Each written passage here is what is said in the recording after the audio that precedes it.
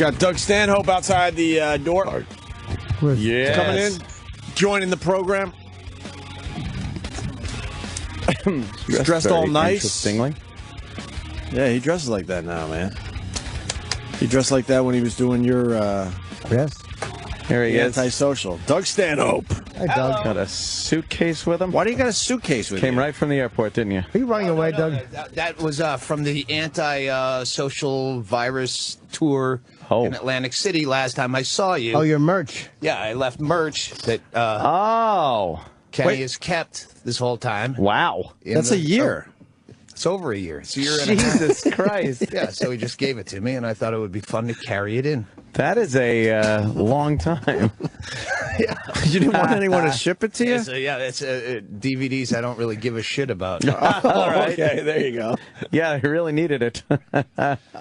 How are you kids? Oh, good. fucking couldn't be better. You're a zany Amazing. dresser, man. You Yeah, got a no, look. I've gone Doug Stanhope's got a full look. tilt on old leisure suit shit. Yeah, that's like old leisure suit. I'm old yeah. enough now that people don't know if you're kidding. Like, Right. If I was 25, I remember yeah. I used to have a suitcase. I don't know if you remember this, Norton, but I came to New York City one of the first times I came here, and I had an old suitcase like that. But Flowered? It was Yes. yellow flowered Yes. suitcase. And I go, I'm going to New York City. I'm going to, like, a handle bag. Oh, my God. Like a Pan Am flight attendant would have. Walking around New York City. And I was skipping. Remember, I'm going to take this and I'm going to skip through New York City, and I did. Just looking But like back a then mark. You look, oh, he's trying. You were But now early- that I'm old. I can wear a fucking 70s suit like this, and people go, I don't think he's fucking around. It doesn't No. look bad on you, though. I mean, like it's the you. wide Looks all right. lapel is good. The color Bright is, yellow shirt and a kind of a yellowish striped tie and a brown and white checkered pair of slacks, a pair of white Slacks. kegs, and kind of a Yeah, that's the problem. I had to wear the Converse because I had to walk down here, and I felt, ooh, why- I'm not wearing the fucking Stacey Adams. Why describe white it when we moccasin can... that I white would wear with bucks. this. What about the old white loafers, right? Yeah, that's what I usually wear, Yeah, but I had to yeah, walk here, so I Yeah. put on the fucking Doug, Converse. Those would why hurt. describe it when we can tweet it? Give me Exactly. stand up for a second. Stand up Tweet for a it. second. All right, here we go. We're going to One, be tweeting a lot. I have something. I'm fucking. Oh, I can't wait. I've happened? I follow you absolutely. Fucking great. Yeah, but you don't respond to the fucking direct message when I said, "Hey, can I come in the 5th or the 6th?" You know what? Fucking direct. I miss so many direct messages because I just scroll. Like, I'll cut out entire chunks of Twitter. Like, if I go to sleep and then I wake up, I'm not going to go through like I that know, many. I- So I just and I'll go like, I'm starting my Twitter life at this hour. A I'm forgetting confident everything. me would say I do the same thing, but the usual day-to-day Right. me goes, "Oh, they hate me." Finally, they caught on. No, they we don't fucking want love me having you on. anymore. No, of course not. Yeah. How's where are you from? Worcester, Massachusetts. That's why I'm like, I'm yelling at Roland when you're talking about the fucking bomber guy. Put me in. Put me in. Put me in. I want to talk about I'm this. from there. Yes, I'm from Worcester. I made I thought you were some from, what, goofy Bisbee, comment or- on. No, Oh, I he's live living in in Bisbee, Arizona, but I'm Bisbee. from Worcester, Oh, okay. Massachusetts, where the fucking bomber's body is. Yeah. And it's such a silly. Who gives a shit what you do with the remains? It has nothing to do logically with what. Oh, we'll bury him outside of the Boston area. Where is that? Where do you draw that line? Northampton? And they're going to go, what? We're the fucking piece of shit? Like, what part- I mean, get him out of Massachusetts in general. Okay, so you Just go over somewhere the else. border. Right. The point is, it doesn't matter. It's Yeah. a dead. It's just fucking meat. Yeah, it's not rotting even meat now. It's Yeah. waste. Yeah. Yeah. It's just product. Everything that made him But the bad here's guy the thing, is kind of CNN. My father died. Like everyone does. He's meat, he's waste, he means nothing. We have him in a cup of ashes that my brother keeps for, just in case we want to Keith Richards snort it with Coke one day for funny. But he had a cemetery plot in Paxton, Massachusetts, Worcester suburb, that we never buried him in. 'Cause who gives a fuck? We're not going to go through some stupid ritual. Right. And drive out there to leave flowers for no reason. We have a cemetery plot that is available for free for the meat that used to be a guy accused of bombing the fucking Boston Marathon. We are giving that up. It's at the Worcester County Memorial fucking Cemetery place in Paxton, Massachusetts, where we had to live for 3 years as kids, where they fucking hated us and we hated them. They're all the kids who wore Levi corduroys when we were still in tough skins, and it's just this piece of shit, snotty fucking cunt town where we had to fucking... All the hate that I have in comedy is rooted somehow in this town. Paxton, Massachusetts. Like, the people that you know... You hated and you felt belittled by. You don't know names. You don't remember events. It's just but the you know entire... just that 3 years where my mother was married to that cocksucker, that we had to live in this shitty town.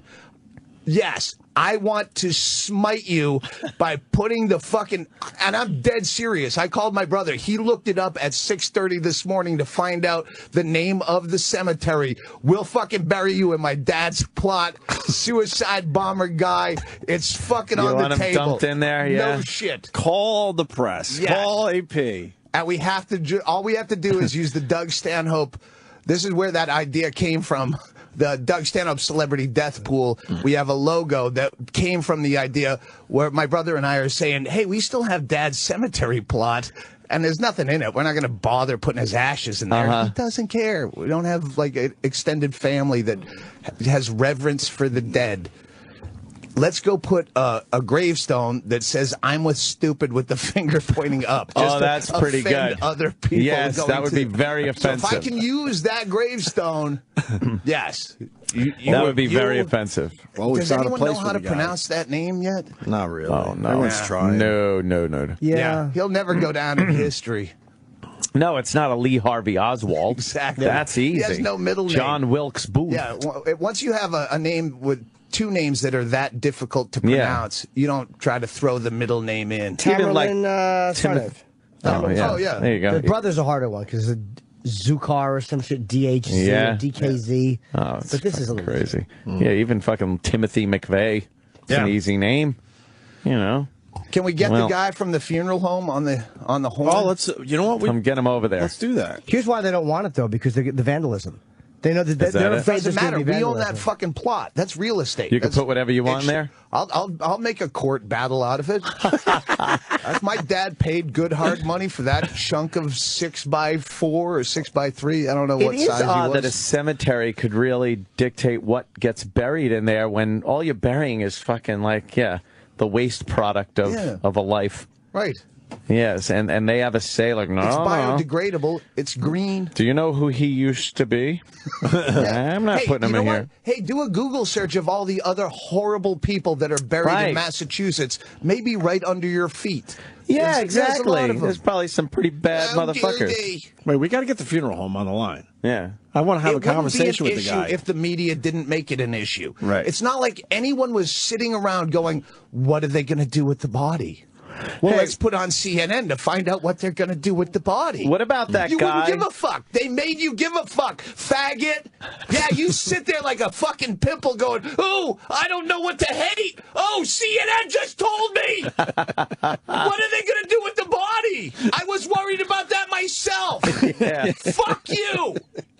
That's why I'm drinking this morning. Every time I come in here, I come in as the wrong person. I'm selling the wrong show because I come in sober. I get a good night's sleep. Yeah. I got to do O&A tomorrow. Yeah. Why don't I get to bed by 1 in the morning? Right. Oh, no. Fuck that. I come in all sheepish. I go, I'm never going to be as funny as Norton. That's all I think about every time I do your show. He's fucking tweeting the whole time on the show. He's sitting there texting and tweeting, and then still aside out of the corner of his mouth, the funniest comic you've ever been around live, and he's not even paying attention. And I just sit here sober going, well, this so morning that's not I coffee came in in there. fucking hammered. Well, that's not coffee in there, huh? Yeah, no, this is, that's a what are you drinking? Ruby red grapefruit with, 3 shots of vodka. Oh. Well, piecemealed out. I drink some, and then I put you put a little more in, a little more vodka. Yeah. So I don't the mix know. as you drink kind of a thing. Know. Yeah. God bless you. Did you sleep last night?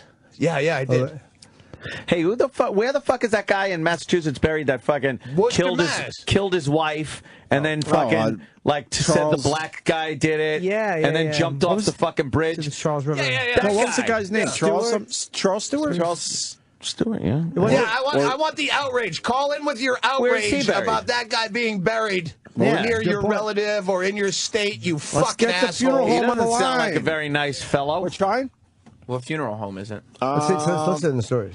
It's in all the stories. Let me see. God damn it. If I could call my brother and get some names of fucking kids from Paxton Center School that were such dicks. Like, my brother went through some serious shit. And I'm like, in the last year, I go, give me names. I'm going to fucking find these people. I'm finding them. Hold on. It's good to have lists. Hold on, we're going to try to get this done. So it's Graham, Putnam, and Right, Mahoney got it. Funeral Parlor in Worcester. And the guy We is wanna like get him a on the saint line. in Worcester. If you read about the guy has gone out of his way to bury poor people, like people who are indigent, a lot of Hispanics, and they have a lot of reverence for that whole fucking Catholic shit. Yeah. We're gonna do this. A lot of ritual This is where need be my done. people- Yeah, this is where my dad got his fucking catheter when he had cancer. It's not God. sacrosanct land. Yeah. Fucking idiot. This doesn't matter.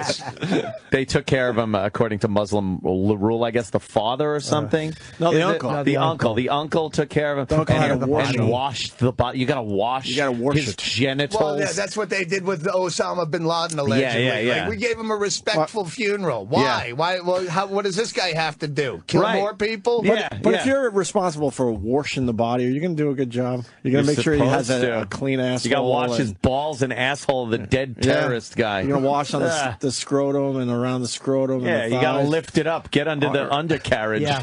There you go. Are you going to do a good washing if that was your job, No, you think? I'm not. It's not my fucking religion. It's not my business. No, I'm just saying if you had to. Would you do this never. just if you were, say, washing like Bin Laden's body, even if you're not gay at all, just to kind of humiliate it? Would you lean over and suck the dick a little? Oh, Jesus. I thought you were going to go with poke his hiney with I a would do finger. it in the England kind of way. Fucking Abu Ghraib kind of way. Thumbs up. right. Dick in the mouth, Yeah. thumbs up She on a looked- Polaroid. She looked like John Larroquette. I love Linda England.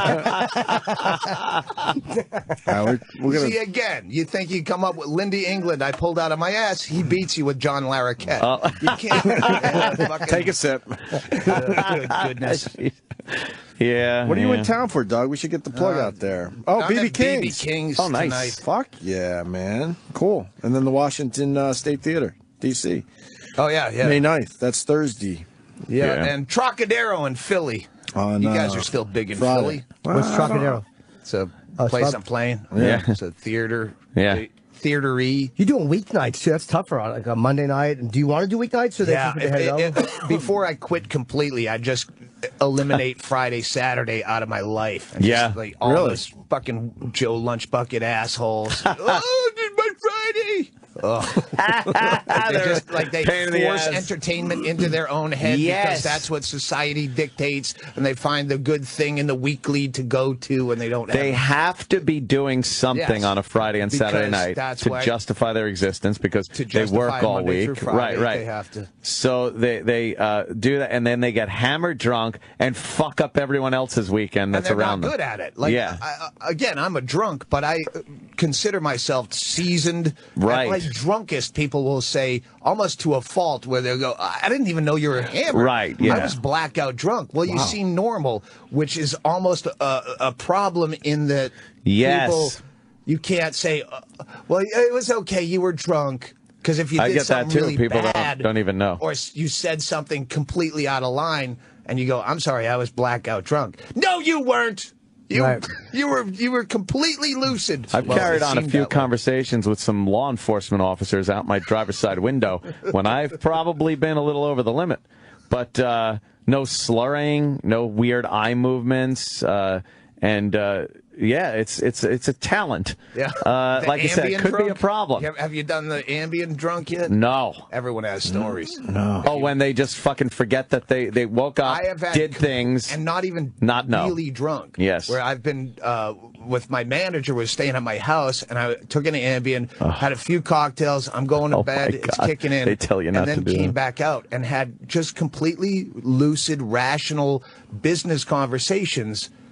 Where in the morning he brought it back up, and I go, "What are you talking about?" He goes, "The thing you told me last night." He's a Scotsman. I can't do it well. I But- thought he was and I- Indian. The thing. Yeah. The thing. Oh, the thing you told me. No, we talked about this, and I go, I have no. Well, you came back out. I go, I came back out. I like Wow. Whoa, but that's he, fucked like, up. He Fucked knows up me is as a right. drunk, so he was even confused. That's odd that part of your mind can be functioning, and then the part that just remembers all of it is just asleep. It's gone. Yeah. So you're just out there having a normal conversation, but not recorded. Like, Your I've DVR wasn't heard recording. so many stories, like even normal. You know, Steve Barmel, Judy Brown's sure, husband. sure. He almost had a plane grounded because he had just a couple of whiskeys and an Ambien on a plane, and just started creating a ruckus. Again, no memory of it, right? recollection. Wow. Do you take a lot of Ambien? I've heard I horror stopped. stories No, about. No, I yeah. stopped. Why'd Yeah. you stop? Well, I realized getting prescriptions is a pain in the ass. Xanax, I only take it to sleep, and I realized they still sell fucking OTCs, over the counter, nighttime sleep aid, Nitol. It works just as well. Does it really? Like I'm going over to Mexico and getting my balls busted by Border Patrol or customs. Trying to bring back fucking like. Yeah. Like why? Ambien. Yeah, fucking nighttime sleep aid works just as well. I use Damn. Valerian root. That's like totally like organic. Just, it actually But it works, works? okay. No. It's I'm sure not as well as Ambien. Melatonin and all that. Melatonin works for me for like a day or two. Like I took melatonin Saturday night and Sunday. I was fucking out of it all day. I was just tired. I didn't feel high. I just felt like sleepy. Yeah. Yeah, I I can't. try fuck with to that stuff. like change him up. Like I'd take Benadryl occasionally. I don't want to get a tolerance for Right, anything. for any one So I thing. would do like an Ambien and then a Benadryl and then. I had a night out a few times where I'd like take a Xanax and then you're drinking, and the next morning was pretty much like, all right, so I went out. And then, yeah. But that's always the problem. Yeah, is you yeah, don't yeah. do it to go out. I No, don't no, understand no. people. I knew people that would take like 6 bars of Xanax a day. Jesus Christ. Like I've never taken more than a bar. What's a bar? A bar That's, is even a lot. 2 milligrams, which I like. If I was flying when I lived in LA to Heathrow, nonstop is about 14 hours, and I'd take a bar for that to be out for the whole It trip. helps you sleep for that. Oh, it Oh, would, you're knock done. you fucking- a bar for me. First you get a nice kinda- That's like a maximum. First you get a nice like, It's feeling, yeah, and it's a then good sleep. you're just gone, out. And I'm at a place in my life where sleep is the best fucking thing. Sleep in the is world. king, man. Sleep is the fucking shit. I'm a terrible sleeper. You a good sleeper? No, that's why Okay, I take yeah. the shit. Can you stay asleep or you can't? Like I woke up this morning at 4:30 and I just couldn't go back to sleep. I can't fall asleep and then I can't stay asleep. It's fucking horrible. Instant. It- I'm like a cat. Fucking But I curl don't up. sleep long. Even if I knock out, I rarely sleep more than 6 hours. Right. 6 hours is a long time I for would me. love 6 hours. I don't even get 6. I normally go to sleep probably 1 a.m. The earliest, really, 1 a.m. And I'm up by fucking, 4:45. That's a nap, though. Yeah, but then I'll That's come a nap. home. Well, I'll last come night I home went from to here bed and then at 1 and I woke sleep. up panicked at 6, going, oh fuck, I have to be up at Yeah. 8. Where'd you walk from? How far do you have to walk? 3 blocks. Oh, okay. I do though. It's like but that's like my That's why I sleep hate sleep. New York so much. Is I always stay in Times Square and I assume that the entire city is that. That's it. Yeah, yeah. And I guess part of my head knows it doesn't suck as bad as I think it Times sucks. Square And I think it sucks. sucks. It's horrible. Yeah, just walking out to smoke a cigarette, and you're like, I can't even stand outside without being like, caught in a wash, like Just there's a flood tourists of and fucking- humanity. Yeah, Yeah, it's Times yeah. Square. Where I fucking Well, I'm avoid Times always Square. playing here, somewhere fucking near here, or I'm doing a show. So I always Any of get the a hotel hotels here. on Broadway and shit, you just walk out and you're like, ugh. I wouldn't trust any of them. Why? Just Bed we talked about bugs. bed bugs before. Fuck that. The Renaissance is nice. Oh, I'm sure there's I some stay nice at The the ones. hotel I'm at, that's I've what stayed. sucks. Every time you get put in a shitty hotel, you can't complain about it on stage or on the air because then everyone knows where you're staying and they'll call up and fuck Yeah, with you. fuck with you. But yeah, You stay under a different name. How do you do that? Jim Just go Norton. down and go. Don't use Doug Stanhope. I guess you could ask. Yeah. I always do that. Now they're just going to call hotels. Then this for the same reason I have sunglasses on my head, but I'm not wearing them to cover up my bloodshot, obvious drunk eyes. Is the same reason I wouldn't go to the front desk and go, "Listen, don't use my Right. real name." Yeah, that just sounds Like, suspicious. who are you? That's Who the one of fuck those are you? see something, say something moments, I think. Like- It's like, oh, his real name? He doesn't want to fucking. Can we go call back the to- cops? Yeah, can I leave my backpack Yeah. in the Great fucking sunglasses. garage? You should use DB Cooper. Just tell him They go with the leisure suit. Those are some nice fucking. I want to go back to the leisure. How many leisure suits do you own? I went through a period of football jerseys. Right. Oh, I And remember that. I don't stuff. have a lot of money, but every penny's disposable because I don't have kids. Yes. And my house is paid for, and I don't live like you. I don't live in a place that takes a lot of money to live. So I went through a period of football jerseys where I bought every team's football jersey and then a few throwbacks if I don't. Yeah. So I have like 70 football Holy jerseys shit. I bought on eBay that are now in storage because I went to. So I have like. I don't know, like 45 jackets. Really? how much does a leisure suit cost when you buy them? Well, you try to get them in thrift stores, Right. or I get them on eBay. Yeah, you can't just find go weird into a shit. fucking store and. You find something. That's the problem. You go, oh, I got this coat for $4. Yeah. Well, then I went on eBay to accessorize and find pants that match. Yes. Damn. Shit. Do you ever have them It's all fitted? in. Do they fit? Well, the ones that you get that don't fit, you either have. Well, I've never had a coat taken in, but I've had pants taken in or taken out. Yeah? Yeah. My arms are short. I always have to, and my legs. I always have to have fucking pants. It's humiliating. Do ya? Trying to buy man's clothes. Stand up here, Fucking- Mr. Norton. Yeah. Hey. So how much you lost enough weight? How much did it change your like I'm terrified because I'm trying to quit smoking, but I know I'm going to get fat, and I just spent all this dumb money on fucking On dumb fucking clothes. It's I don't worth it, have though. to- They're not going to fit. So your pants fit the same? No, I've got. I think I have a photo of the clothes that are going to Goodwill because I can't fucking. Let me see. I literally lost 80% of my wardrobe. He lost Wow. 30 pounds, Doug. I should have the Almost cans 30, on, yeah. 'cause if you can hear me fucking sipping on the air, Oh, nothing please. makes me crazy. That's why I can't listen to NPR. They always close talk the microphone and they go. Between, and fucking Yeah. mouth sounds physically Yes, violent. I'm with you. When I hear people eat, it drives me insane. Nothing When worse. it's moist eating. No Yeah. good anymore. Yeah. All those clothes are getting fucking. Wow. It's a fucking huge pile. Let me see the pile. It's all pants and that's a shirts. There's like pile. 4 piles of Oh, clothes. Jimmy. It's probably about 75 different items that I can't. And you can't take wear any anymore. of those pants in? I don't What want percentage of your 75 or 80% of my pants. Maybe, Gone. maybe even Gone? more. Yeah, gone. what Yeah. size were they? I don't even know because they're different. Like I liked Abercrombie because it was a 32. I could actually fit, but probably a 34 down to a 30 or something. I just can't wear them anymore. 32 that's the inches. Mm-hmm. Like, Yeah. there shouldn't be a 32 that doesn't fit. Sorry. Let's not go off on fashion. I couldn't. I know that they were Oh, the it goes con- right to I'm my taking thighs. the fucking cans off. You don't wanna 'cause hear- I hate my voice even more in reality. Hey, Dr. Drew's giving up celebrity rehab. Yes. Yeah, You were very vocal with the Dr. Drew. I there, know, and Doug. I could fucking go on and on. It's that fucking bit is great. It's just so truthful. We played it oh on my our show. god, yeah, Someone told me that, and I went. it's fucking great. No, we Yeah. loved it. That was Because that, we've been keeping tabs of his fucking Kevorkian like foray into reality television. What's Norton's take on this? I actually like Dr. Drew. Yeah. I do. Yeah. Well, he's a fucking AA kid. Yeah, Oh, I'm hell recovering, and I don't. He's an AA Recover, kid. you're fucking recovered, motherfucker. No, I'm not. I'm honestly Stop not. it. I'm telling you, no. I know enough people who've gone out after 15 years, and they pick up like they never left off. Not one person's ever come back and said things were better. So personally, No, but you don't drink is recovered. It's- You're not always We're all one bullet away from suicide, but that doesn't mean we're suicidal. but whatever it is that makes me. I'm recovering from. Go ahead. Recovery to me is an active thing. I mean, for other people, maybe it's not, but for me, it is. It's. I know that if I pick up where I'll be, I have no doubt. It's not that they brainwash me. I know But exactly. until you do what- that, you're recovered, right? I think that's what.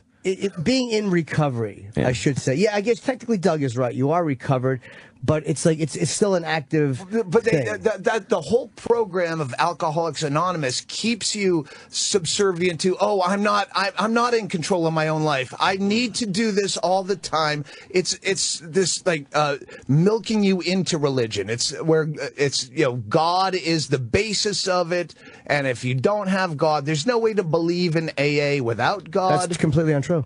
The I chapter can't- to I the can't- agnostic in the big book tells you how to work AA without God, and the chapter is, well, this is how you believe in God. I can't speak about AA. I'll just say this. I would say any group that talks about God. I know enough people who are atheist or agnostic or just completely, like my own struggles with fucking higher power. God can be group of drunks, any power that is fucking doing something I can't do. Whatever that is. A power greater than you. Yeah, and there is one. And the bottom line is my best thinking got me to where I was. And whenever I have a problem, it's my fucking best thinking. And the bottom line is the results are I was one way and now I'm this way. So whatever it is, I can intellectualize it. But your best thinking has you sober for 20, 30 years? No, it's because 26. It's because I did what other people suggested. And it's like Not drink? Nah, it was more than that. It's about helping other people. It's about changing the way I am. So, because you cannot drink and be a dry drunk. You cannot drink and just be a miserable the dry that drunk. They teach you. I grew up with this. I was the same way, and I believed this shit because my mother was AA. I was a kid doing homework in the back of AA meetings, and I just took all this. AA will tell you in the fucking that if fucking completely fucking stop. My brain just stopped right there for a second. What is a dry drunk, by the way? A dry drunk is somebody who stops drinking and does nothing to change who they are or what makes them that person. Uh-oh. And I don't believe you can change who you are. Well, of course you can. I mean, maybe some people can, some people can't. I can only speak for myself. And a dry drunk is somebody who's always white knuckling it and doesn't change any of the things that make them who they are in a negative way. So they're just not putting the substance in their body. So they're not drinking, but they're miserable. And there's plenty of times I'm a dry drunk where they're not facing, like, they're not looking at life on life's terms. They're bitching, complaining, unhappy all the time. The same shit that caused them to drink is there, and they're changing none of their fucking personality. But AA teaches you that you cannot change yourself without AA. I can quote AA like scripture. I stood at a crossroads. I would say this, and again, I'm not going to say anything about AA will itself. say that the only people, without AA, you'll end up dead or in prison or institutionalized. It's in the fucking big 12-step people talk about their own experience, and they never say this is the only way to do it. I know that. They say there's one suggestion where they say try what we've suggested for 90 days. And then go out and try some controlled drinking. It is attraction. It's like if this doesn't work for you, fine. They never come out on outside issues. It's not a cult because they don't. It's like if you want to stay, you stay. Most people don't. Most people go out and drink again. It's just for people who want to be AA tells there. you AA is the only way that works. I've never ever in all my years of being sober heard bring that. me the big book of AA. I'll find it. I've never stood at a crossroads thing that we know people who have tried and failed. I almost from being a child, which I don't even remember my childhood. I can remember a lot of the fucking nonsense that. But there are people who are just sharing what's worked for them. Like nobody ever said this is the only way, and without this, you're a dead. Because I've heard it raised, people have talked about it that I know who are sober. It's never been said that this is what worked for us. That's what people say. There was no way, we never knew any way we could stop, and here we are, stopped and staying stopped and living productive lives. This is what we did. If you want it, this is what you should do. If you don't, do it your way. Okay, knock you yourself know out. people who, because I know several that were just miserable, rotten drunks that just fall down embarrassments, that just stop drinking, and they're fine. There are I know a million of them. Absolutely. I don't know a million of them. I mean, I know. Now that we're aged, I know a lot more. I know, sure. Hey, you used to be fun. Well, yeah, I was kind of an asshole, too. Yeah, you're right. They're just fine. They had kids. They go, I can't do that shit anymore. Maybe there are people that can do that. Good for them. I mean, but nobody would disparage that or say, they can't do it. They're not, but they don't say, I'm in recovery. Here's what they say. They just stopped. That's them. And they're fine. But I know that the things that, like, in my life that have changed or that I need to change, I know exactly where it comes from. Everything I've learned about myself that's real, like how full of shit I was. And again, they talk about how easy it is to intellectualize. Smart people have a much harder time getting sober because it's so easy to intellectualize. That's big book stuff, too. Of course it is. 12-step There stuff. are people who are too smart for AA. That's in the big book. It's not saying that. It's saying that. No, that's actually, I believe that's a quote. People who are intelligent, really intelligent, can very easily justify anything they do, can very easily explain everything away. I mean, it just cuts off every single angle of bullshit that I had. And again, it was written in the 30s and in the early 40s. So yeah, there's stuff about God. Trailer for sale or rent. Let me pen a little book, a little tome. But if it works for people and they don't tell other people, they have to believe it. Which they don't, and they have no opinion on outside issues, and they want people to protect their own anonymity. First publicly. of all, we're getting a little broad with they, because that's like people who say, "Oh, a true Muslim." All right, there's a lot of they in AA, yes. And whoever's running the meeting really decides. Well, this meeting is about this. I can only speak about AA as a certain. Whatever. I don't say if I'm in it or not. Yeah. I don't ever break personal anonymity or say I've ever been to it, because maybe I have and maybe I haven't. It doesn't matter. I respect that. Do you go to meetings on the road? I do a lot less than I should. Let's say that. I do. When I'm doing the right stuff, I'm happier and I feel better. When I'm not, I don't feel as good. That's just the reality. It's what I've noticed in 26 years. I'm not saying you're wrong for doing anything. It's like people who go, hey, religion made... My brother's a guy. You know how I feel about fucking child breeding? Fuck you. Don't have more people. Oh, but yeah, my brother had a kid, and he was the guy that we all thought might snap at one point in his life, that would shoot up an office place. He had that kind of rage.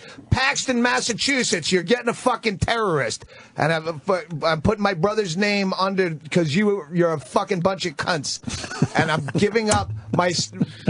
Has this made the fucking Reuters fucking news feed yet? I don't think they... I'm putting that guy in my dad's fucking grave. I don't think they believe Massachusetts. You. And we're trying to get the funeral home on the line. Guys like Mitch Hedberg, man. Brilliant comic. Oh, God. Smart, creative, interesting guy.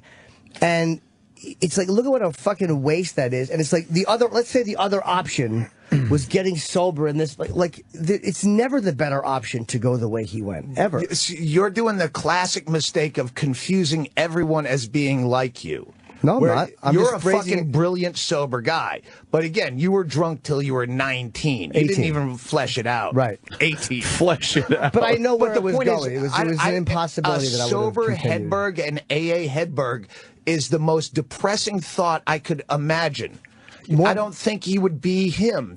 I think that's the illusion that we tell ourselves, that is now a part of who I am. It's like smoking. That's again, you're making everyone the same as you. There are people I go, all right, you're a fuck up. Sean Rouse is brilliant. He would be brilliant sober. He's not sober. He should be sober. Right. He's a guy you don't go, come on, you can have one. He's a fuck up. But alcoholics and addicts are like me. You know what? We all think we're that unique. We all have that. We're not. In certain ways, but you know what? We are. I think Hedberg was. I think he went too far. I think it's easier to swallow his death if we look at him that way. It's easier to handle it. I knew him. I knew him too, not as well as you, but I also know that it's never better to be dead of heroin than it is to be alive and trying to create sober. No matter how creative you are under the influence, you are never a better artist dead than you would have been alive. And it's sad that waste happened. I can make some lists at the break of people that, if they had died at Hedberg's age, well, they'd be recognized now. Instead, you're like, ooh, he's still around trying to do this? He had his moment. We like to look at it that way because it's less painful to realize that this was a waste. This brilliant guy. Yeah, a lot more to offer is what you're saying. So much but more would he have been able to offer that sober? Because that's Doug's point. That's all I'm saying. Yes, because again, we're not. When you're a kid growing up, nobody you know that's got sober and became unfunny. Oh, dude, I'm not saying that doesn't happen. I'm not saying it doesn't happen the other way too. How many fucking great minds fucking get shit canned by this and start to suck and their careers going nowhere? So it kind of works both ways. I completely agree with you there, but it's not just one way. But when Mitch was a kid growing up, or any comic's a kid growing up, you're not drunk and on heroin the whole time. What makes you who you are, your personality, that thing about being funny. Maybe you lose inhibitions when you're high, and maybe you lose a lot of this, but Mitch still would have been funny. No, fucking with hallucinogens, really, I give so much credit to that. And the smoking is a problem that I wish I'd never done. That's maybe the one regret. I wish I never started smoking. Yeah. There's no payoff to it. But I would encourage kids, teenagers, under controlled circumstances, fuck with hallucinogens. It really, that made my head so wide open, coming from a Worcester place, right? And that small shithead mentality, where it really opened me up so much. And ecstasy, back when you could count on the purity of it, it taught me so much love and introspection. Yeah, alcohol is a pointless thing, but I enjoy it. It works for me. I can make it work. Yeah, diet. And cigarettes are but yeah, fucking hallucinogens. Hedberg really stretched his brain out. And yeah, heroin fucked him. Yeah. I haven't tried it yet, but I'll wait till everything's falling apart and give it a shot. Give it a shot? When it's the fucking final stretch and I'm in last place. When everything that it could fuck up is already fucked up. Yeah. So what do you got to lose? Yeah. A live Mitch performing and creating fucking brilliant is better than a dead Mitch. It's the bottom. I mean, it sounds simple and stupid, but that's what it comes down to. All the intellectualizing, all the brilliance means zero. Mitch is smart enough to say what you're saying. He was a smart enough guy to figure that out, and all of the knowledge about that. Mitch was one of the few guys early in when I was even stupid that I go, this guy is light years ahead of me. Spiritually, intellectually, he laughed at all of us. I'm like, this guy knows that we're a goof. And then why couldn't all of that fucking smarts and all of that genius stop what happened? Because he didn't really want to hang around with us. But do you know what I'm saying? That's maybe we weren't that important to Mitch. That life was that. You're putting a value on living that other people might not share. I don't buy that. I don't. I believe that nobody just. I mean, people commit suicide all the time. Yeah. But I think that people put a certain value on it. I mean, come on. It's in the moment, if someone has a gun to your head. Yeah. But in do I really? Again, people who don't want children, hey, what's the point? But do you think hold on, can I jump in for a second? What's the value, though? Living a really long life or a short one that is packed with some amazing shit? Amazing shit, yeah, but being fucking stoned and missing gigs and falling apart at the end, which is what was happening to him. No, it's sad to me that happened, and I guarantee he didn't overdose on purpose. There are people that commit suicide, but I don't believe he overdosed on purpose. And as smart as he is, and he was, he could not control that. The word on the street, the inside fucking Perez Hilton, for the record out there, drug users, it wasn't actually the heroin that killed him. It was the downers coming off of it. Prescription shit. So, yeah, remember that. Prescription drugs are really the most dangerous, which sucks for me because, again, I enjoy a Xanax when I can get one. Right. And all these fucking celebrities dying of them is going to make them illegal. Do you think you're addicted? No. Actually, I've stopped taking Xanax to booze months. or to any of it? Alcohol I'm worried about because I watch a lot of Intervention for fun.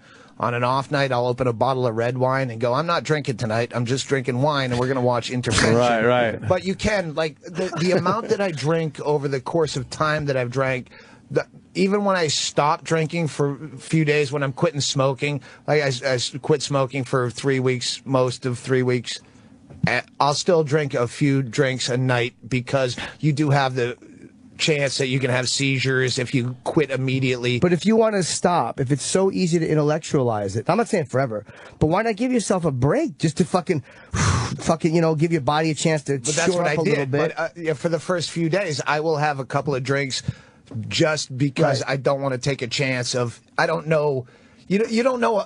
The problem with the whole war on drugs thing is they put so much bullshit into it. You can't glean any reasonable medical advice when they have the fucking, pot leads to this. And you go, no, I know everyone that smoked pot for 100 fucking years. I know you're lying. So, okay, where's the truth come in? With your PSAs, there's so much bullshit against drugs that, all right, I watch people, okay, this guy died on Intervention because he went into a seizure because he tried to quit cold turkey. All right, I'll yeah. have a couple of drinks just to make sure. But I'm still fine not drinking in circumstances. Yeah. So why I can go make back my to own it, though? rehab. Why go I back like to it? drinking. Okay, You well, don't Drinking understand. I definitely get that, and that's fine. If somebody enjoys I love it, the whole culture. I love the glasses. I buy fucking glasses online. I like rocks glasses. I like bars. Exactly. The settings. ritual of it is fucking. Is what's happening Great. because of it worth it? If it is, then cool. Like, and I'm not asking that with a definitive answer. Is because you know what's happening physically when you do it. Like, you understand what's happening to the body, to the liver, and how the older we get, the harder it gets to stop, and the fucking more damage it does for real. Is the trade-off worth it? If it is, then you just enjoy it. But if it's not, if deep down you're like, I probably shouldn't be doing this. The only way you could tell that for sure is to live 46 years sober to see if it's better. What's the trade-off? I don't know. But I mean, you know, if you're feeling well, like, you know, if I'm not feeling well, I know I'm not feeling well. If my body is not good, I know my body is not good. So, I mean, if you feel fine, then you feel fine. If you feel like, this is taking a toll, then... Well, that's anything. I ate too much gravy. I fucking love gravy. Why would you eat a potato? But nobody eats nobody blacks out eating gravy. Very few people... you know what I mean? Beat their family when they're eating gravy. Yeah, okay. The penalty's not the same. I don't do that. What about the hangovers? Don't do that drunk either. What about the hangovers, Doug? Are they just brutal? You just deal with it? But morning feels the same regardless. I've realized 60% minimum of a hangover is cigarettes. Because when I drink, I fucking chain smoke, and I'm just outside looking at my friends through a window. And when I stop smoking, I feel so much better no matter how drunk I was. Really? So I realize how much of the hangover is cigarettes. I just fucking I decided like probably 3 weeks ago just to fucking stop drinking. I just stopped. Not because I'm like, I'm never going to drink again or might not. I don't know. I didn't put any goal on this thing. But it was more like, all right, since I started drinking and as a kid, I've never stopped. I never took a breather. And I wanted to see if it would be like, oh, well, I stopped, but all right, this is cool. Or if I'd be, I didn't drink, like crazy, because I didn't know what the result would be. You don't do this drunk. I've been drunk my entire career. I've done this very drunk. When I'm sober, I go into managerial mode where I'm so worried about, all right, did you get the guest list, and are these people coming in on time, and is everyone seated? Like I would be on stage going, these people need a drink. Like my head is completely trying to take over the room and control everything. And when I have cocktails, then I can get into my act. And I've tried to do comedy sober, and I suck. I fucking suck. But I'm really sure, maybe you do it for a little while because your mind is different. I might overcome it. Yeah, of course you would. I mean, you're a funny dude, and your mind works really interesting. There's nothing to do with the drinking. Drinking just lowers the inhibitions, and you could say things or not give a fuck. But that doesn't make anybody smarter. It doesn't make anybody more interesting. It doesn't make you smarter, and I need my inhibitions to be, because otherwise I'm overwhelmed with control freak. The whole environment. That girl's on her cell phone. She's texting. Is that person filming? There's nothing in my head that whatever it is that is, you would find a way to make that part of your brain work really well for you too. So it wouldn't affect you. Or I could have some cocktails. I can afford it now.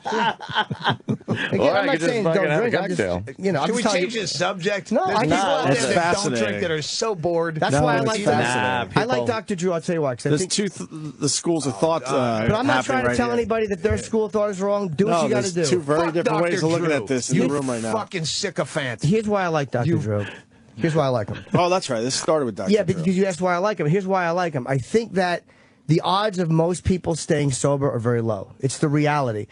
And I really do think that the way to get people to pay attention to something is through celebrities. And this shit happens anyway. But that's what our TV culture is. Is like, if you want people to look at something, you put celebrities in.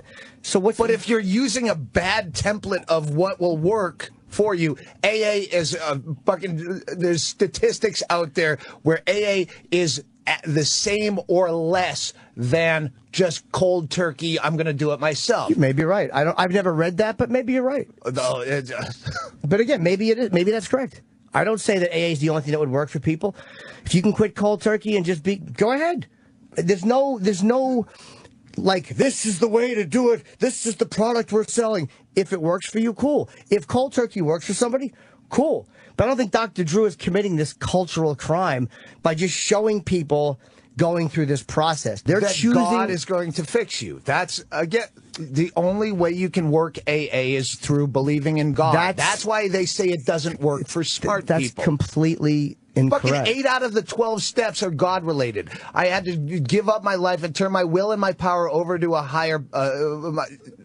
a power greater than yourself. Yeah, pull them up. But they also say that there are plenty of people who are sober, who do not believe in a deity of any kind, who have great, productive, sober lives, as good as anybody else. There's no difference in the way they do it. Then you're not working the steps, because the steps tell you have to believe in a God. Of course they don't tell you that. Of course they don't tell you that. I'm going to read them to you. You can, but they don't tell you. There are no, you have to do anything. Nobody we admitted we were powerless over our addiction, that our lives had become unmanageable. Do you agree with that for yourself? No, I'm not powerless. That's what's fucked up about you giving credit to this when you're a smart person that overcame this yourself, because you're smart. Had nothing to do with it. Mitch was a smart guy too. But he decided to go a different direction. It's the same as the old, it's the same as the hackneyed cliche joke of fucking the sports player who gives the credit to God when they win. I thank God, but they don't give themselves any credit. I get that point, but I don't think that's the same thing. We came to believe that a power greater than ourselves could restore us to sanity. Yeah, that's what you have to believe, is a power greater. No, hold on. Made a decision. Hold on, one thing at a time. It doesn't say you have to believe. It doesn't say... We came to believe. It's an experiential thing.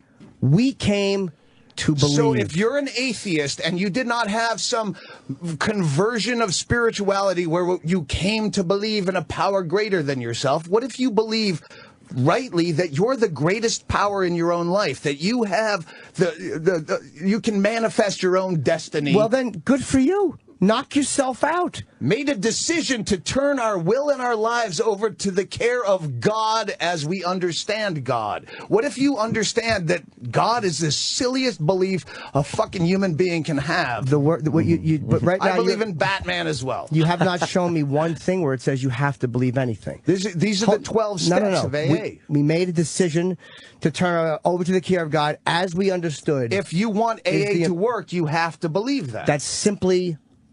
The as we understood is the important part. A lot of people, for them, their higher power... I'm telling you, I mean, I live this too. Their higher power is not a deity. No, they believe in either the power of the group or something. All right, now I'm going to have to quote my own bit that I just remembered. Is, okay, I believe that I am my only higher power, that therefore I'm turning my will over to yourself. To myself, you know and I want a cocktail. In all honesty, if that works for you, and it helps you not drink, nobody would say... I'm not arguing that. I'm arguing that this program tells you that the belief in God is the only way to work this program. But they don't talk I'm not talking about what works for me. I'm talking about... They're not talking about God as a God in heaven or a God of Allah. They're not talking about that, because obviously there's a lot of people that would never get sober if that was forced down their throat. Never. They wouldn't do it. The belief in a God is silly. It doesn't. I'm not even talking about one that has backstory. You're saying you don't think that you're saying... I'm talking about any God, that there's anything that could be a God. The idea of God. You're saying you don't like the idea silly. That a power... that you need to find some kind of a thing greater than yourself. Even if it's the group. Yeah. What if it's the group? Some people say they use the group. And I really know people that have done that. God, group of drunks. That's all I can do. I don't believe in fucking God. I don't believe in any type of religion. You're going to turn your will over to a group. Meaning... So you're like, okay, hey, what should I do about my finances? In a weird way... Bunch of guys smoking, divot faces in AA fucking halls in a bingo hall. I'm going to turn my power and my will over to you. In a weird way, but it does work for people. That's what works for people who don't believe in a deity. Hypnosis worked for Lewis Black quitting smoking for a couple of years. Yeah, for a couple of years, but it works for a lot of people a lot. There's no way to explain to somebody who's actively drinking. Let's get back to Dr. Drew, because now we're just infighting. But I'm not even fighting with you. But I want to trash Dr. Drew. I'm not. I think it's not just very interesting debating you. discussion. When I want to trash Dr. Drew as a person, you I love. All right. But Dr. Drew. But you can't say that you have to believe in God because it does not say you have to do anything. It does not say admit once to God, to ourselves, and to another human being the exact nature of our wrongs. This is where Scientology one-upped fucking Catholicism, Christianity. Christianity would get you, they have confession for a reason. Because once you've told someone, you feel indebted to them. Like, oh shit, they know what I fucked up and I fucked that guy's wife and I said it. So now it's a cult process. Scientology went one better, and that's why they have that whole system of video. So it's either that. Wait. This is important. Scientology gets you to say it on tape. Yeah. So that's why you have Travolta's and fucking Tom Cruise's that Travolta wanted to leave, and they're like, whoa. We got that the videos. auditing we did. Right. We have it on tape. All right, look, that's how you get to the next level. I like sucking the occasional cock. I was in a sauna. Yeah. I was in a sauna once. So it's either That doesn't seem smart. This is just about getting rid of your fucking shame. This is just about getting all those. They say we're as sick as our secrets, and it's like the stuff that you hold in that is secretive is what you feel bad about. This is just about telling another human being that, trusting another person, and getting it off your chest. It's not that unique. Indoctrination into fucking Christianity. I swear to God. It's absolutely not an indoctrination to anything. You tell somebody. It can be your doctor. They don't care who it is. It can be a stranger. Nobody says it must be a member of this organization. It can be. Well, no, that isn't. What step is that where you have to go back to all the people and fucking apologize? Oh yeah, it says made direct amends to such people. Made a list of all people. Yeah, no, that's a terrible thing. Made a list of all people we had harmed and became willing to make amends to them all. That means for all of the bullshit I have pulled and the damage I have done, I'm fucking owning up to it, and I'm saying I'm sorry. Except in those cases, except in those cases where to do so would injure them or others. So it's not go back and tell, hey, Bill, I fucked your wife, because that would injure Bill's wife or possibly you. You use common sense with it. But it's about fucking just cleaning up your garbage and your wreckage. I think I understand what Doug's saying in that the way God is worded in here, it seems to be a little more of a leap on your part that you're interpreting it to mean anything. It's come that way over the years because, again, of course it was based, a lot of it, on Catholicism and Catholic teaching. It was written in the fucking 30s and the 40s. That's where they call that the good old days. Every time, King of the road. Every time I think about Bill W. But that's where the but Bill tried hallucinogenics. Bill W. was a womanizer. I just picture him as Ryan O'Neal in Paper Moon. Every time I think of Bill W. I love that movie. Door-to-door Bible salesman in the Dust Bowl in fucking Oklahoma, and checking into a halfway house. Yeah, I mean... sorry, that was off topic. No, that's fine. I never saw it. No, I didn't remember what I was saying. Good one. We got to head toward a break. The interpretation of God. Yeah, I understand that, dude. And I was fucking 18 when I got sober. You think that I was believing in God? I don't. No. I still have a hard time with higher power. I still struggle with that shit. But it seems like anything else, like a big biblical scripture and other type of rules that they've loosened over the years, that it's like, well, that's open to interpretation. The Constitution, that's open to interpretation. Constitution, it's like separation of church and state. This is one of the biggest breaches, is people who get a DUI sentenced to go to AA meetings where they're forced to believe in God for 6 weeks. But that's the fucking they're just trying to get people to do something so they don't run families over. They should do something other than AA. They can. How about you have a judge sentence someone to go to AA where the fucking you don't have to go. No. You don't have to go to AA. You can take the jail sentence for getting the DWI. You don't have to go to AA or any place. It's still bullshit. Why?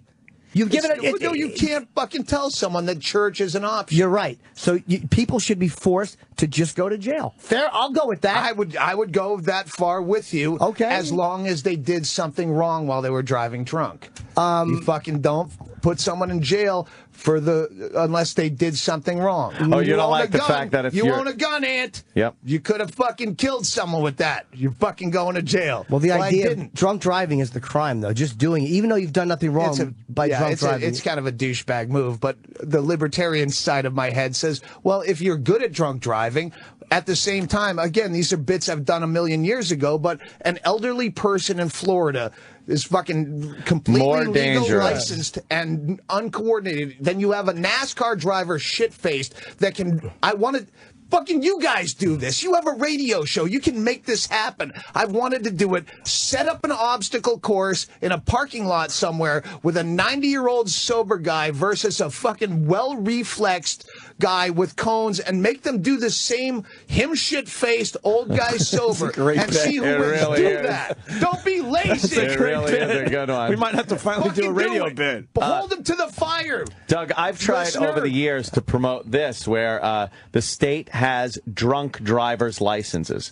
Where That's the bit. This is my this is a fucking 15-year-old bit on a CD. You take a test, right? Yeah, a drunk driver. Yeah, and you get your pass limit the test is on at .17. Right. It's on a CD. Wow, it is. Okay, Yes. yeah. I've thought that for years myself. Listener, call in and tell me what CD that's on. But yes, I mean, that would be great. You just you pass for a certain blood alcohol level. The same as your contact lenses. I'm a minus 300 in my contact lenses. That's what I have to have in my head to drive.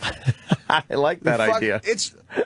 You could drive. I've only had like 14 really good points in my career. And they're on CDs. And I'll tell you something. No one listens. The past fucking almost like 3 weeks that I haven't been drinking, I've been the worst driver when I've driven to and from my brother's house, parties. I take my Mustang out where I normally would take the Escalade. I'm driving 140 miles an hour down the expressway. I'm weaving in and out of lanes. Meanwhile, if I had been drinking, I'd be center lane, 10 and 2, cruise control on, barely over the speed limit, and drive home very nicely. I'm a shitty driver. I never drink and drive at all. Yeah? Under any circumstances, because I know I'm just a shitty driver anyway. Okay. So I just don't. I'm very good at drunk driving. I don't own a gun because I have small man complex. I get really angry. Yeah. I can see shooting someone in the fucking wrong state of mind. Like, fuck you.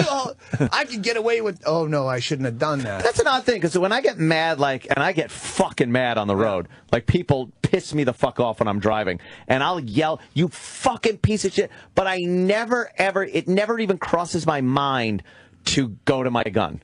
To pull out my gun and fucking wave it at someone's face. That's why you own a gun. I'm responsible enough. You would wave it around. Motherfucker. I can get into a state of where I think I'm being attacked. I think I'm being. Well, no, I'm just saying right. This I guy's understand his point. He lives down the street, and now he's outside of my house, and I know he's a tweaker. Well, no, he's just walking by. But I think he's casing my joint. I can see how it would develop. Probably not, but it's best I don't have a gun. Yeah, okay, that's responsible. It's best I just apologize in the morning for being a fucking asshole. That's responsible of you. That's good. I don't really have a case here. I don't think everyone should be armed either. So that's Kirshner, tell me what developed as my attorney. Yeah. What might have developed because I shot a guy and he probably didn't deserve it. Make up a good story, please. Doug, we got a break just because we have a lot of live reads for fucking Mother's Day. So. Doug's going to continue with us. My mother's dead. Ha ha. Mom died, right? When? Yeah, she killed herself. It's on the new DVD. Oh. What was that? Did I know that? I think I did. 2008. There was a statute of limitations before I could tell the whole story over. Oh, wow. Wait, can you tell us after the break a little bit? Yeah, finger it a bit. Finger it a bit? All right, Doug will diddle finger it a that a bit. little bit. He's going to be at BB King's here in New York tonight. Fuck, that's cool. Washington, D.C. State Theater, May 9th, and then May 10th in Philadelphia at the Trocadero. And I got to plug this weekend. Friday, Saturday, I'm at fucking Wise Guys in Utah. Ooh. Utah. Oh, fucking Keith Stubbs. I love that guy. I haven't seen him in years. Great fucking club. Dr. Drew and Doug's mom's suicide after the break. Jesus. The Opie and Anthony Channel. Doug is outside smoking, so hopefully somebody can Twitter him and tell him we're back on the air. Smoking. Yeah, Doug want to. They look chicks. What's that? Chicks. Yeah, there's a couple of lovely chicks. Lovely girls walking down. That's chicks.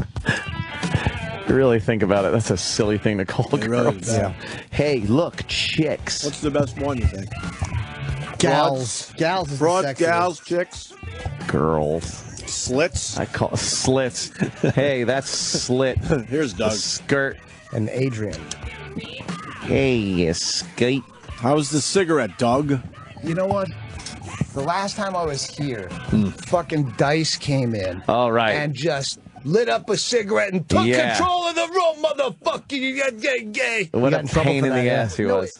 Oh, really? Yeah, because you Yeah. can't, because it went through the vents. And Went other through the shows come- vents. It was pouring out into other studios. I actually did a pilot, I guess you'd call it, a wannabe radio show for Sirius, and it was late at night, and I'm smoking and drinking. I'm like, fuck this. Oh, shit. Yeah, I didn't. Was it here? Yeah, in these studios somewhere, late at night. I would listen to you on the radio. Huh? What's that? I think Di Stefano did it with me. Oh, yeah? Did you really? Yeah, I think he was like my. How long ago Over- was that? Whatever happened to that guy? He had a heart attack. He's Died. dead. Oh, Mike's Di dead. Stefano. stupid. I was oh my did God! Oh my God! I'm it's so one of sorry. those things that No, I I was thinking go, of the other. I'm stealing from Norton, which was the whole the Colin Quinn show. Tough crowd. Crowd, That whole sure. stupid. You fucking stupid. It's you guys. It's like. So it's a good Every word. time I say stupid, I'm stealing from Jim Norton. You're not though. It's like I know, it's a great word. It doesn't get enough. But I use. say there's scenes where people say, "Oh, Andy Andrist is trying to be like you." No, we're friends and we talk the same. You like there was a culture when I started in Phoenix. There was a culture of the David Spade, and everyone had that. Ron Morey and Pablo. Pablo wasn't really part of that, but. Yeah, they all kind of talked the same because they hung out. They all hung out you together. rub Sorry, off on I'm each kind of other. out of breath. You're right though. You We rub had a off. fucking moment in the elevator. Yeah? Worst business card ever. Tell me who that is. Gypsy Joe something. I can't even read your business card. Gypsy Joe Hawking. It's written in a darker font on It a was a darker band background. that was somewhere wow. in the building. I They saw just them. did a radio Yeah. show. We got on the elevator together, and they had their equipment. I go, "Hey, how about a number?" And they burst into song. On the whole, it was fucking beautiful. It's caught on tape somewhere. Please, yeah, she was there. Better be on tape. Yes, the I guy do- that I was do an there elevator show fucking now. I could've used that one. liaison for Sirius Radio was there, and he started filming. Oh, right on. And the whole 36 floors. You really got a hold on me. Wow. And it ended perfectly as the doors opened at the ground floor, and I'm like, that was fucking magic. Oh, wow. Absolute magic. Yeah. But they Saw did. them They in the just bathroom. immediately plugged in. They had an amp that you could plug into, remote, and just fucking burst into song. That's beautiful. The doors opened a couple times. People walked into I a know, concert that's- on the elevator. I do an elevator show. That's exactly what I'm Wicked looking good. for. Oh, man. I could have used that. Is there an actual tape of it? If I need was it. a younger comic, I'd go, "Hey, can we go up so I can do a set on the way up, and we'll go down Yeah. again?" Do It's not a set. bad idea, though. That's a good one. Yeah. That would No, work. comedy doesn't work like that. Well, No, that's why. no. That's Do it why it to the would back be of good. someone's head. That's really awkward. That's why it would Where be are you really from? good. Oh, sorry, you're getting off at this floor. So what We'll happened talk to your later. mom? What can you tell us? I know you Oh, don't want to well, give away she the was whole dying bit, of emphysema, right? and She was had a to cash lifetime out. smoker. Yeah. Cool milds back when they made them, and then generics at the end. Some shitty brand, but yeah, she was drowning in her own fluids and Yeah. had to cash out. But she was sober. Yeah. I don't know if that was off the air. I asked only because you had said that she was sober, so I was like she was hoping that sober she was for really like sober. 20 something years, and then somewhere I think 2003, 4, whenever the Man Show was, I found out she had started drinking again, and she hadn't told me. She was hiding it from me. And then I know it was the Man Show. We were doing wraparounds for the Comedy Central, the Commie Awards. Remember they tried to do an award show? Yeah, I do. And we filmed wraparounds on a cruise ship. So I took her on a cruise ship with me. I was working, and she was drunk and gambling. I knew she was drinking, and they flew us first class, which at that point, I've never even... Ooh, first class. Ooh, the big seats. And they had champagne they'd bring out. Oh. So I like, Ma, you want champagne with me? Like, so she could.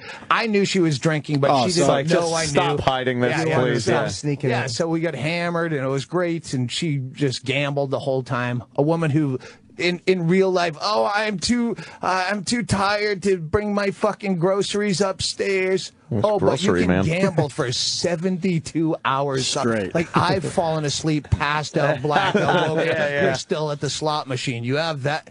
Yeah, you're Really is an amazing thing when you're gambling, round the It's like clock. cocaine for me. It could just go round the clock. And meanwhile, if I was home, I'd have taken 50 naps already And but I could if sit I get at on a table. a gambling jag, I'll chew through my cheek like I do when you do coke and you're just jawing. Yep. It's Yeah, the yeah. exact. It has to be the same chemical, Dopamine or whatever the fuck it is that yeah. your body sends out when it feels good. I can stay up for fucking 4 days just to That'll beat be- this chink. That'll be a big test if I drink or not at a blackjack I think table. that'd be tough, because man. let me tell you, I've made some Goes pretty together, good right? money because I was betting a lot because I was drunk. Yeah. Right, but I that would actually be a good rehab. I've tried to figure out my own rehab if I wanted to quit everything. Jet skis. It boils down to jet skis. Really?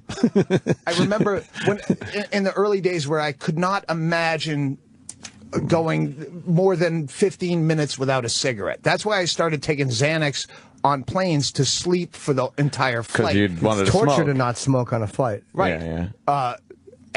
But there was a time where I was going through Lake Powell in Arizona on my way to Colorado driving, and I had time to kill, and I rented a jet ski by myself for 2 hours, and I just zipped around. Things are great, fucking yeah. late. It was fantastic. Yeah. And I go, I never wanted a cigarette once. For 2 hours, I never thought, oh, I gotta stop jet skiing to have a cigarette. Right. And that's the nebulous. Like, if you wanted to quit something and not think about it, well, what is it about jet skiing? Like that whole, what is it about that headspace, and how do you make that Right, into something that You just got can jet do- ski 8 hours a day. Or just make people stay on the water all the time so they smoke and get wet. Oh yeah, just fucking plan some kind of heist like Heat with Robert De Niro. Where they didn't. Oh fuck, yeah, I'm in a shootout with the cops and Kevlar. I need a cigarette. Yeah, you're not thinking about You it. would think that's a time you would want a cigarette, but Probably. they didn't think about that. No. Those guys that actually did the Heat heist in L.A. yeah. with the Kevlar helmets. That's and an shit. amazing scene. It's So, fucking fantastic. I need to They know never how- wanted I a need to know cigarette. how I your- bet they were smokers. I need to know how your mom killed herself. Pills. She went with the pills. Yeah, morphine. Oh, wow. I don't want like. It's one of those stories where you don't want to do the bit, but the bit is the story. Right. I think it's just an interesting story. Well, what I'm sure. She knew it was time, and we knew she was going to get to a point. She wouldn't stop smoking. In fact, we had quit smoking for almost a year at Wow. that point, and we had a last cigarette with Mother With when she was Mother. killing herself. Oh my God. Like, Wait, were you around when she did it? yeah. I was around. Again, there's legalities where you go, okay, Right. hey, this is a bit, by the way. It's just comedy. Oh, I see, okay. Yeah, you don't know. Well, let's just Yeah. say this: were you shocked that she took pills, or was- maybe did you suspect she no, was no, going to? well, no. You have to help some people move. Someone's going to move, and you have a pickup truck. You got to help. Someone's your mother. They're going to kill themselves. You have to like do some research. I didn't buy her a shotgun. Yeah. You don't want I to didn't clean that assist up. the suicide so much as bar back it, because at that point, that's where we were. She had been 4 years sober at the end. She went off, good. and she again, an ugly drunk. Like, she left a suicide, not even a note, but a Post-it. We moved to Arizona. I said, Ma, we're going to get settled in. We'll move you out. She can't be in L.A. by herself. She was 63. Her head was around. Her body was failing. She was weak emotionally. So she called up like a month and a half after we moved to Arizona, like warbly, drunk. I don't take it. I don't want to. I'm a burden. I'm going to kill myself. So we have to drive 9.5 hours to L.A. in the middle of the night, get there in the morning. She had a suicide Post-it. Doug, I still have it. Doug, pain is too much. Wow. Not even a whole letter. Wow. So we got her, So we got her out there. So she rehabbed, but when she was going to kill herself, I'm going, you're not going to do this sober, right? That's dumb. If you're ready to make this choice, I'll Tie one accommodate on. that. She's fucking drowning alive. How did she tell you she was going to kill herself? Was it a phone call? No, it was. We know what's going to happen. She's either going to die or kill herself. Right. She'd been life flighted to Tucson twice, where they put a suction thing into your lungs. Yeah. She was so addicted to painkillers at that point that when I went to see her, one time we had to fly back from Costa Rica. They go, your mom's been life flighted the first time, and I went to see her at TMC, and she's got the thing down in her lungs. She can't talk. There's a tube in her fucking mouth, and she writes down Vicodin. And I'm like, what am I going to put him in the tube? And she nods. Like, that's not really an option. Wow. Holy fuck. And she was not a stupid. You've met my mother. She was lovely. Yeah, She was in Vail the first time you and I met. She's a fucking crazy truck driver mouth. Everyone thought she's adorable. Oh, your mother swears like a truck driver. It's adorable. I remember a fucking quote from her at Vail, and I think you were at the table. She always called you, he's like my son. I told him one time, yeah, Ma, it's like he doesn't remember you. That was fucking 15 years ago. Wow. Oh, James Inman, he's like my son. Yes, Mom. You and I shared a room, and you had all of your possessions. That's my most defining memory of Doug is Doug with all of his possessions on his bed. Like, he wouldn't put anything. I didn't have a home. I lived out of my car. So, yeah, you bring your shit in. It's just bring it in indoors. But not even in the drawers. Yeah, it was just all just on laid the out. bed. Yeah. Wow, that is a fascinating. 95. That's a fascinating story with your mom. That's amazing. And then you guys were around that actual day, or? Yeah.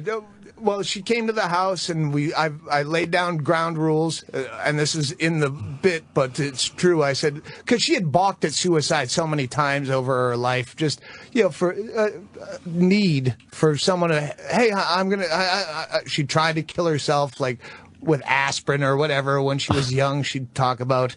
But, so I know it's serious, but at the same time, is this a ploy just to get over to my house from your hoarder paradise in the other side of Bisbee, Arizona?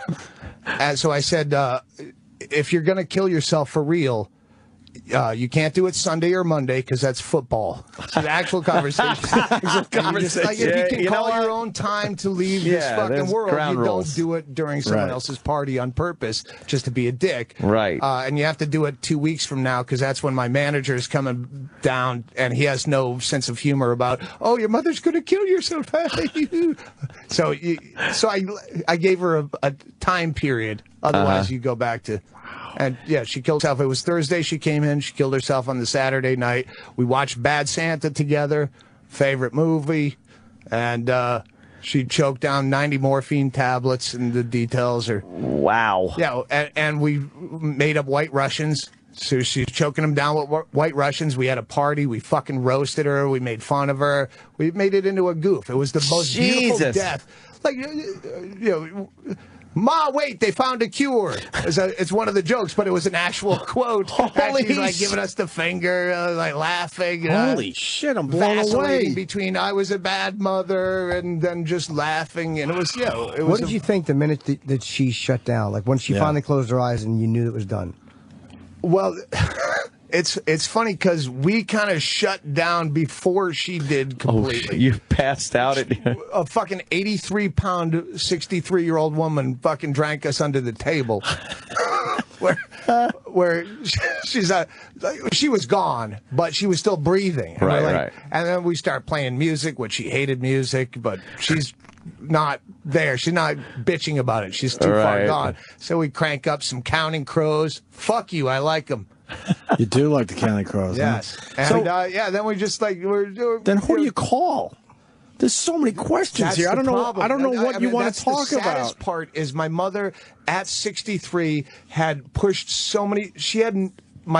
We called my brother while she was doing it so she could say goodbye. He knows it's going to happen. Well, okay, it's actually happening.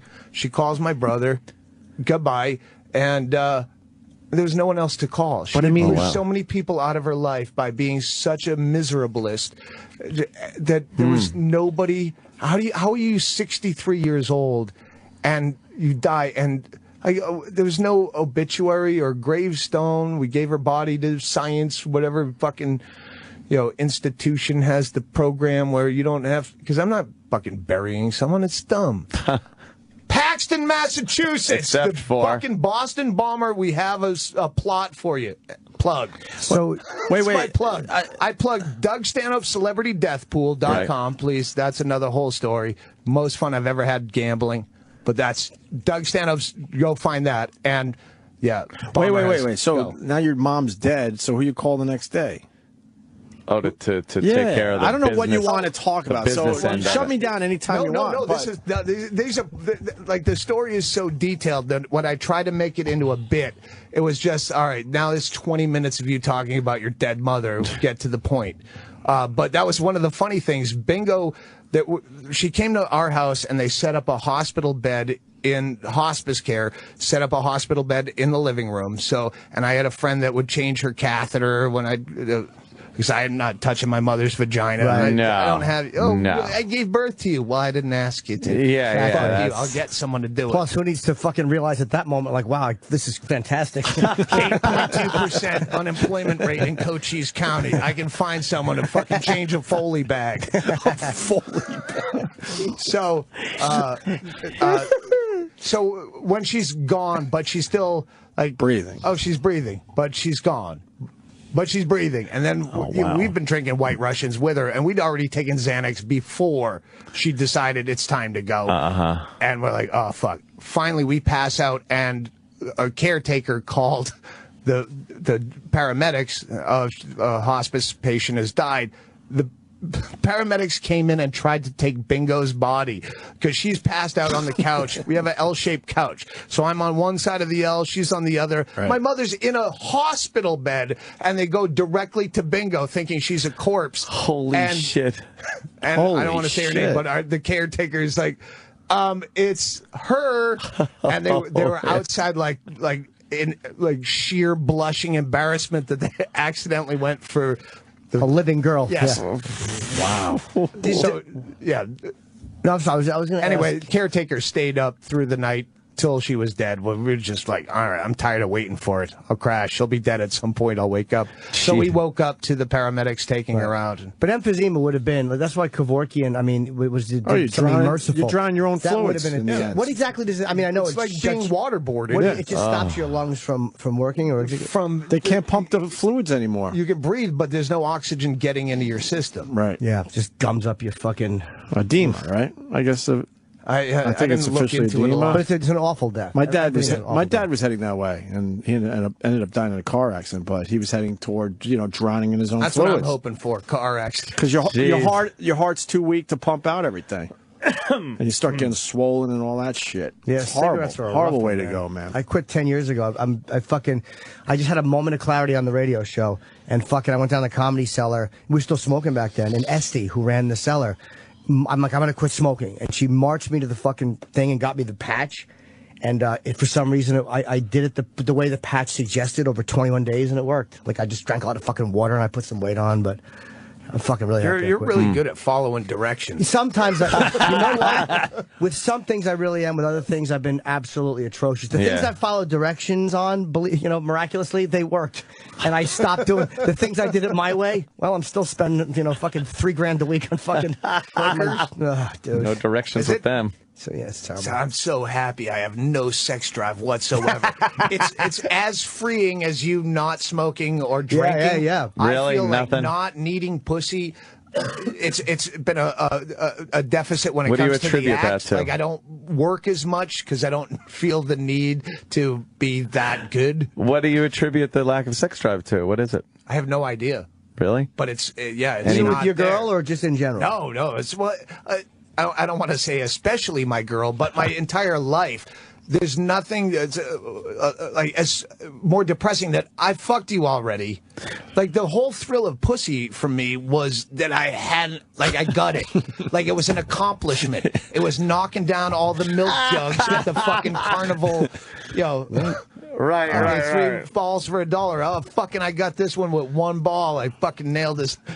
You don't have to do it again. Yeah, exactly. But Yeah. there was an emptiness to the whole idea of fucking. I remember tripping. The only time I did mescaline in the desert, where I'm thinking like that. It's so sad when you're in love with someone, and that's the first way you want to show them how much that you. I can't wait to just fucking jizz all over your pubic region. It's like it's the most beautiful feeling in your soul to be in love, and the most disgusting way to display it. Like, isn't there something else we can do?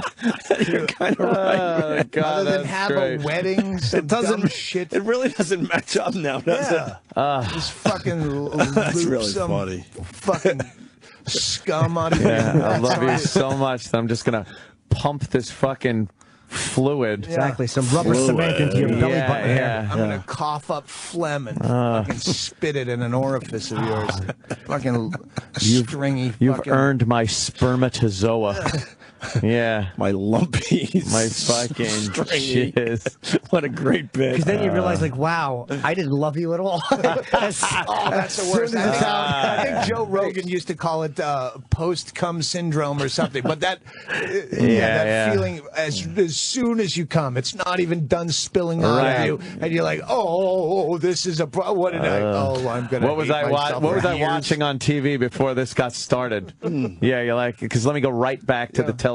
We got a great question. If Norton and I just did that same load, him on the pig's face and me on her ass, and made eye contact, I'd run for a bottle and he'd go to a meeting to share, and then he'd make amends with her a few years later. 2 ways to look at it. Black it out, and we go on the air. Remember that one girl? No, I don't. I'd apologize for both of us. Like, Doug would say he was sorry if he was capable. We learned today there's 2 ways to look at it. Yep.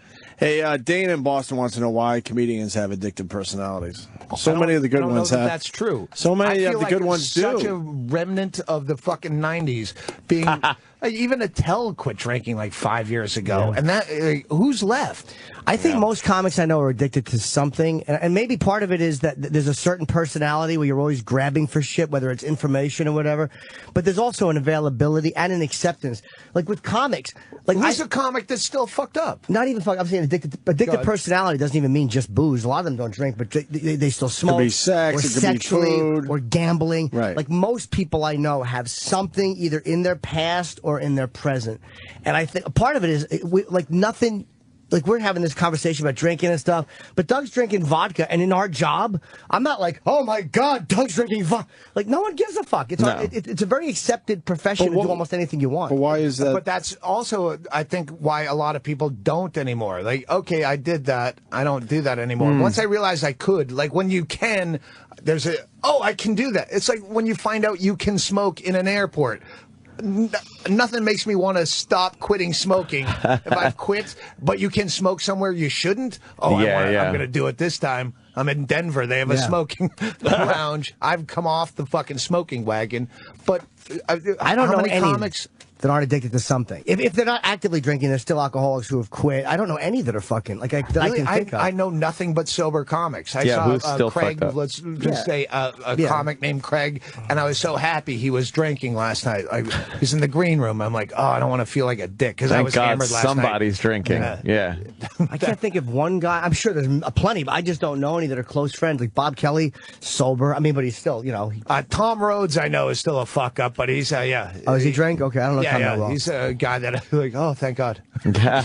Chris Rock, I don't know Chris that well. I know him casually from the cellar, but I've never seen him doing anything that I could think of. I've never heard that he was a hard drinker or a gambler or anything. So unless he's got stuff I just don't know. It used to be like when I'd come to the city, I'd go to the cellar, and because they have a table outside, you could smoke, and I'd have cocktails, and there'd be some comics hanging around drinking. And over the last 4 or 5 years, if I go down there, I'm just like, I'm like a homeless guy. I'm like, I'm busking for a fucking drinking partner.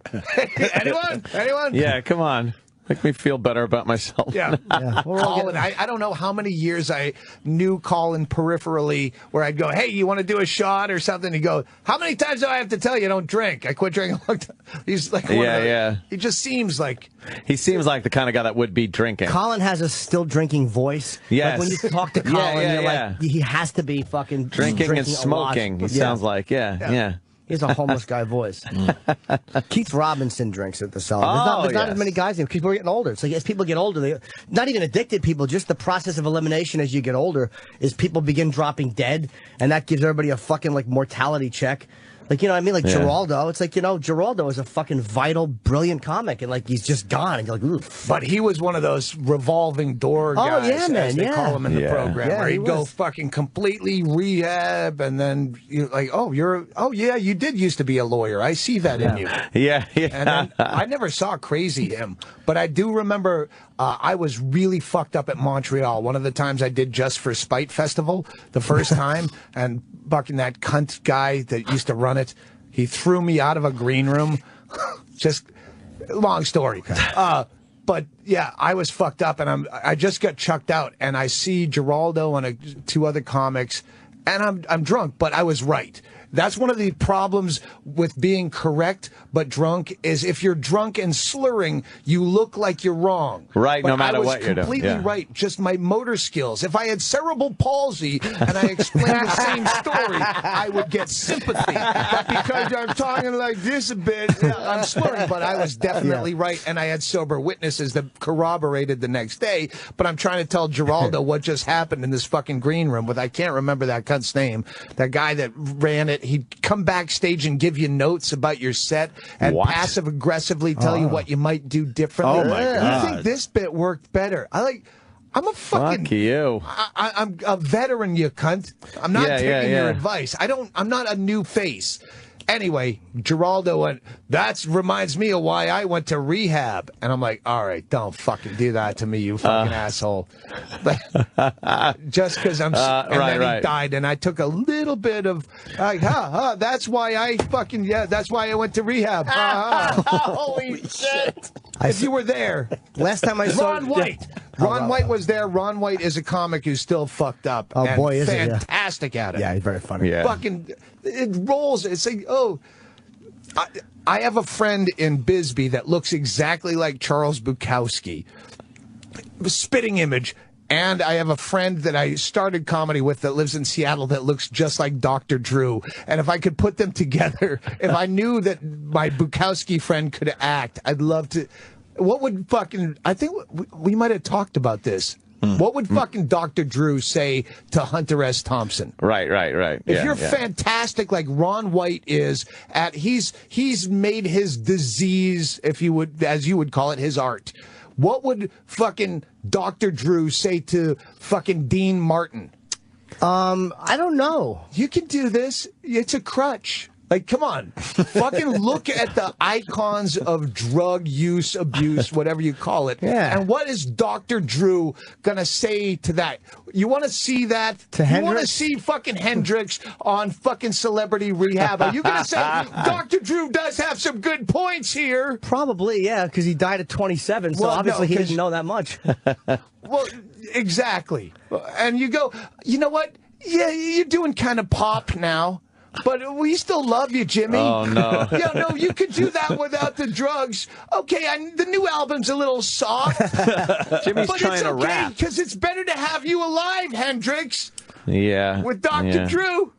But the thing is, Dr. Drew would be a dick for doing that if he went up to people who were performing right after a great show and said, hey. Randomly tweeting that Lindsay Lohan, he would have her arrested. You want to go Dr. Drew? Yeah. He fucking tweets that if I would have her arrested to save her from herself, like saying set her up and put her in prison. He's offering unsolicited advice to stars all the time, talking about them. He's on every fucking news show talking about, this is what they have to do. You're a doctor. You're not their doctor, you fucking asshole. He is doing that. But that's where he's like the celebrity thing, and I get that. And that's what he would do to Hendrix. But Lindsay Lohan should be arrested because she's fucking... The thing is, I think the point with Lindsay Lohan is she's fucking... Anybody else would get arrested for doing that shit. She's fucking just ignoring court order after court order, and this pussy prosecution, they won't do anything about it. So she should be arrested because she's breaking the law. He was suggesting that she be fucking set up and put it, just go to her, rat her out, basically. But did he say this set on up? Or intervention. Did he say set up? Or did he say just for breaking the court order? It was to that effect. I'd have to make him go back to the fucking Google net to make sure. Google net. Again, we're comics. I don't have to be factually accurate. This is not a court of law. But the gist of it, if I found it, would be, That's the gist of it. He had to actually publicly come out and go, that's not what I was suggesting. He had to actually, take it back. Right. Take it back, Drew. Take it back. Okay, take that one back. I didn't really mean specifically.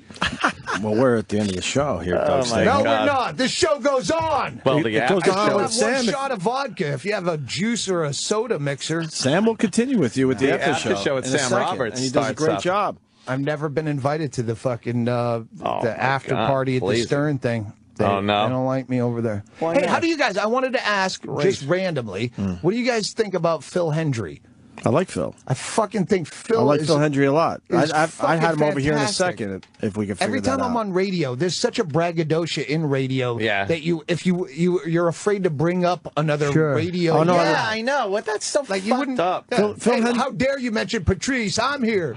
Phil Hendry say is that. brilliant. Yeah. Phil Hendry is He's one brilliant. of the fucking driving on the road, which we've been doing. He has his show as a podcast, Right. which is fucking. And I love an 8-hour drive between gigs just listening to fucking Hendry. I've never heard him. Best I've heard of him. I heard Oh, he's great. great. Fucking absolutely. He's crazy. He has to be doesn't crazy even to pull compete off. with because it's it's a totally show. different. Right. Well, it's completely unique. Yeah, No one he is does doing anything. ventriloquism on the Right. air. No one is where doing he anything is close both to what the he's caller doing. And Right. the No, straight no. guy. He's the straight guy. He's the guest, and then he's the callers no, yelling at the guest. No, the goof is the callers that are No, just. he mixes them in. There's he'll there's mix real guests callers. into, Right. But the whole goof is he has the guest has the most outrageous. I believe that we have a petition drive to get the names of the 9/11 hijackers on the memorial wall because they did Yeah. die as well. Right. Are you telling me? So he's doing this ventriloquist act Right. where he's the most, and it's the goof is the people who don't know it's a goof. Oh, my God, in. calling I'm in. outraged. Right. I've never heard this show before, but I'm outraged. How does And he he'll get just them on a ramp it up? How does he get those casual people on a podcast now? That's got to be No, hard. no. It's a podcast is the best of the Oh, radio. oh, The radio okay. show, yeah. So, yeah. That's He's a fucking legendary great. guy. I've just never listened to his show. I've heard he's really, really great. There are times he's the callers as well. That's Yeah, no, hilarious. he'll do that. He'll use other guests. Right. I know him by It's- heart now. Yeah, it's unbelievable. Fuck. Yeah, he'll do like 2 characters at once with the guest. Yeah, and for the longest time, he didn't tell anyone that he was doing the guests. He just wanted people to believe this was an actual person. Now he doesn't care as much. Well, now he's on like fucking And the word's out, but it still works. 11 to 1 Pacific time, syndicated on AM. Why such a weird? Was there just not a call for what he did anymore, or what happened? No, they just wanted that fucking Well, he has bullshit radio. The only way it works is if he's on a station that is AM talk radio, Exactly, where yeah. that's not the market for comedy. Uh-huh. So, yeah, I don't know why. Wow, yeah. All I know is fucking he's got brilliant. 15 years of backlog shit on the. He owns it all, All right, so he's smart. just tell me to leave because I'll just keep. No, talking. it's cool. No, our show's done. But Doug Doug is- Stanhope on Twitter. Yes. Doug Stanhope tonight at The BB fucking King's. the cemetery plot. That's a for real offer. If anyone has gotten back to me, DougStanhope.com. Contact me if you want to bury a terrorist in Paxton, Massachusetts, where those cocksuckers deserve You got one. some real estate. Here it is. Got it. Plot Anyone is else? waiting. Bought and paid for. Yes. Anyone else? I think that's it. I'll be in Utah Friday, Saturday, and Jacksonville the week after. Ooh. Jacksonville is cool too. I've never done that gig. Never been to Jacksonville? No, I canceled it Doing once comedy? for TV or something, and now that I'm looking at ticket sales, I'm like, why did I ever cancel this? Oh. Okay. He's, Here we go again. I didn't play Sarcasm. that club. The Comedy Zone? Oh, No, I think so. played that once, like when we met. That back then, yeah. But I went back and played my own gig. Fucking great scene. I probably should have Great done guys. that. One available ticket after another. Oh. Lining up. Lots of available tickets. Oh, it hurts. Doug, this was great. yeah. Thanks, Doug. Yeah. Always love having you in. I'm always Absolutely. fucking drinking from now on. Doug Stanhope, everyone.